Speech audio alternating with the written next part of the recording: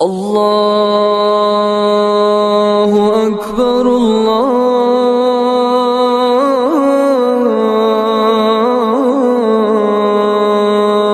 اکبر۔ السلام علیکم ورحمۃ اللہ وبرکاتہ۔ میرے نمازی بھائیوں، ہم میں سے ہر شخص کی زندگی میں کبھی نہ کبھی ایسا پرسکون لمحہ ضرور آیا ہے کہ جب نماز پڑھتے ہوئے ہمارا دل دنیا اور اس کے جھمیلوں سے کٹ کر رب تعالی سے جڑ جائے، اس کی عظمت کا احساس موجزن ہونے لگے، ایسا سکون حاصل ہو جو روح کو تر و تازہ کر دے، دل کو خوشحال کر دے، سارے وجود کو سکون سے سرشار کر دے، اور ہم یہ تمنا کرنے لگیں کہ یہ لمحہ طویل تر ہوتا چلا جائے اور کبھی ختم نہ ہو۔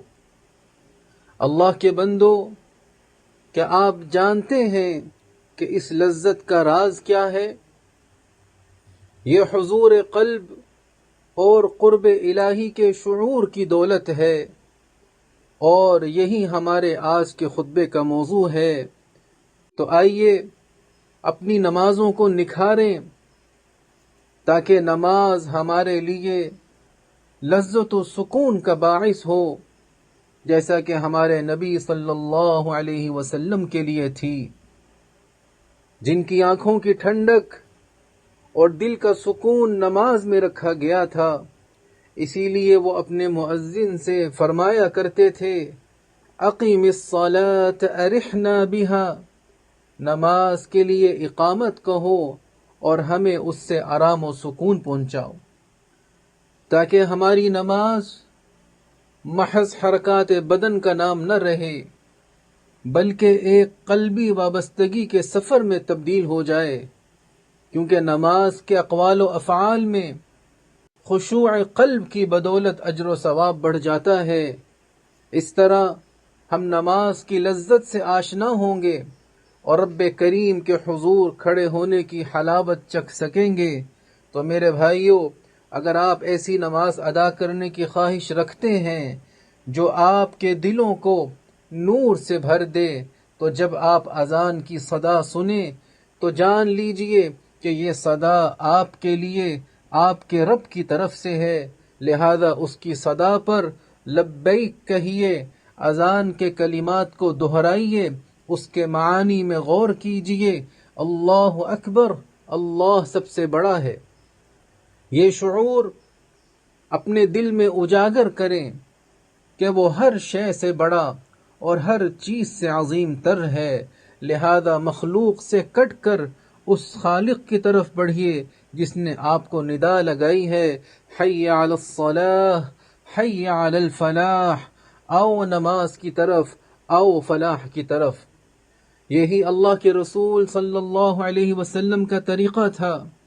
اذا سمع الاذان وثب، جب اذان سنتے تو فوراً اٹھ بیٹھتے، یعنی جلدی سے اٹھ جاتے تاکہ نماز کے لیے وضو فرمائیں، اور یہی کیفیت اس شخص کی ہوتی ہے جس کا دل اللہ کے ساتھ جڑا ہو، چنانچہ وہ اذان کی آواز سنتے ہی نماز کے وضو کے لیے اٹھ کھڑا ہوتا ہے، اس یقین کے ساتھ کہ وضو سے اس کے گناہ دھل رہے ہیں، جیسا کہ نبی کریم صاحب خلق عظیم صلی اللہ علیہ وسلم نے فرمایا، من توضأ فأحسن الوضوء خرجت خطاياه من جسده حتى تخرج من تحت اظفاره، جس نے وضو کیا اور خوب اچھی طرح وضو کیا تو اس کے جسم سے اس کے گناہ خارج ہو جاتے ہیں، حتیٰ کہ اس کے ناخنوں کے نیچے سے بھی نکل جاتے ہیں۔ پھر جب آپ وضو مکمل کر لیں تو اپنے دل کو رب تعالیٰ کے حضور کھڑے ہونے کے لیے تیار کر لیں، یہ کہتے ہوئے، اشہد ان لا الہ الا اللہ وحدہ لا شریک لہ واشہد ان محمدا عبدہ ورسولہ، اللہم اجعلنی من التوابین واجعلنی من المتطہرین، میں گواہی دیتا ہوں کہ اللہ کے سوا کوئی معبود برحق نہیں، وہ اکیلا ہے، اس کا کوئی شریک نہیں، اور میں گواہی دیتا ہوں کہ محمد اس کے بندے اور رسول ہیں۔ اے اللہ مجھے توبہ کرنے والوں اور پاکیزگی اختیار کرنے والوں میں سے بنا دے۔ جو بندہ بھی وضو کے بعد یہ دعا پڑھتا ہے، فتحت له ابواب الجنت يدخل من ایہا شاء، اس کے لیے جنت کے دروازے کھول دیے جاتے ہیں کہ وہ جس سے بھی چاہے جنت میں داخل ہو۔ تو کیا ہی عظیم ہے وہ ملاقات جس کے لیے آپ وضو اور ذکر کرتے ہوئے تیار ہوتے ہیں، عمدہ خوشبو لگاتے ہیں اور بہترین لباس زیب تن کرتے ہیں، اللہ رب العزت کے حکم کی پیروی کرتے ہوئے، یا بنی آدم خذوا زینتکم عند کل مسجد، اے اولاد آدم اختیار کرو اپنی زینت ہر نماز کے وقت، اس بات سے بچتے ہوئے کہ آپ کی ناپسندیدہ بو دوسروں کی اذیت کا باعث بنے۔ فَإِنَّ الْمَلَائِكَةَ تَتَأَذَّى مِمَّا يَتَأَذَّى مِنْهُ بَنُو آدم، کیونکہ فرشتے بھی ان چیزوں سے اذیت محسوس کرتے ہیں جن سے آدم کے بیٹے اذیت محسوس کرتے ہیں۔ تو میرے بھائیوں، ہم پر لازم ہے کہ ہم نماز کے ذریعے رب تعالیٰ سے ہونے والی اس ملاقات کی عظمت کو سمجھیں، جیسا کہ صالحین و اتقیاء کا حال تھا۔ چنانچہ علی بن حسین رضی اللہ عنہما کی مثال آپ کے سامنے ہے کہ جب وہ وضو فرماتے تو یکسر ان کی حالت بدل جاتی۔ جب ان سے اس کا سبب پوچھا گیا تو فرمایا، الا تدرون بین یدی من اقوم ومن اناجی، کیا تم نہیں جانتے کہ میں کس کے حضور کھڑا ہونے والا ہوں اور کس سے مناجات کرنے والا ہوں؟ جی ہاں میرے بھائیوں، اللہ کے بندو، آپ نماز میں اس حی و قیوم ذات سے ہم کلام ہوتے ہیں، الذی یراک حین تقوم وتقلبک فی الساجدین، جو تجھے دیکھتا ہے جب تو اٹھتا ہے اور نمازیوں میں تیری نشست و برخاست دیکھتا ہے۔ تو میرے بھائیوں، پھر وہ لوگ کہاں کھڑے ہیں کہ نماز میں جن کے دل غافل اور دماغ کھوئے ہوئے رہتے ہیں، کیا انہوں نے رسول اللہ صلی اللہ علیہ وسلم کا یہ فرمان نہیں سنا، ان الرجل لینصرف وما کتب له الا عشر صلاته، آدمی نماز پڑھ کر لوٹتا ہے مگر اسے اپنی نماز کے ثواب کا صرف 10واں حصہ ہی ملتا ہے۔ کیا یہ لوگ اللہ جل جلالہ کی جلالت شان کو محسوس نہیں کرتے؟ کیا وہ اس احساس کو پیش نظر نہیں رکھتے کہ وہ اپنے رب سے مناجات کر رہے ہیں؟ کیا انہیں رسول اللہ صلی اللہ علیہ وسلم کا یہ ارشاد نہیں پہنچا، ان احدکم اذا صلی یناجی ربہ، جب تم میں سے کوئی نماز میں ہوتا ہے تو وہ اپنے رب سے سرگوشی کرتا ہے۔ عزیز بھائیوں، اللہ کے بندو، نماز میں حضور قلبی حاصل کرنے میں جو چیزیں معاون ہوتی ہیں ان میں سے ایک یہ بھی ہے کہ انسان نماز کے لیے جلد بازی سے بچتے ہوئے معتدل رفتار سے جائے، اور اسے چاہیے کہ آپ علیہ السلام کے فرمان کی پیروی کرتے ہوئے اپنے سکون و وقار کو برقرار رکھے۔ پھر جب وہ نماز میں داخل ہو اور سورہ فاتحہ کی تلاوت کرے تو اس استحضار کے ساتھ پڑھے کہ اس کا رب اسے سن رہا ہے اور جواب دے رہا ہے۔ چنانچہ جب بندہ کہتا ہے الحمدللہ رب العالمین تو اللہ تعالیٰ فرماتا ہے حمیدنی عبدی، میرے بندے نے میری تعریف کی۔ اور جب بندہ کہتا ہے الرحمن الرحیم تو اللہ تعالیٰ فرماتا ہے اثنا علی عبدی، میرے بندے نے میری ثنا بیان کی۔ اور جب بندہ کہتا ہے مالک یوم الدین، اللہ تعالیٰ فرماتا ہے مجدنی عبدی، میرے بندے نے میری بزرگی بیان کی۔ اور جب بندہ کہتا ہے ایاک نعبد و ایاک نستعین تو اللہ تعالیٰ فرماتا ہے هذا بینی وبین عبدی ولعبدی ما سأل، یہ میرے اور میرے بندے کے درمیان ہے اور میرے بندے نے جو مانگا اس کا ہے۔ پھر جب بندہ کہتا ہے اہدنا الصراط المستقیم صراط الذین انعمت علیہم غیر المغضوب علیہم ولا الضالین، تو اللہ تعالیٰ فرماتا ہے ھذا لعبدی ولعبدی ما سأل، یہ میرے بندے کے لیے ہے اور میرے بندے کا ہے جو اس نے مانگا۔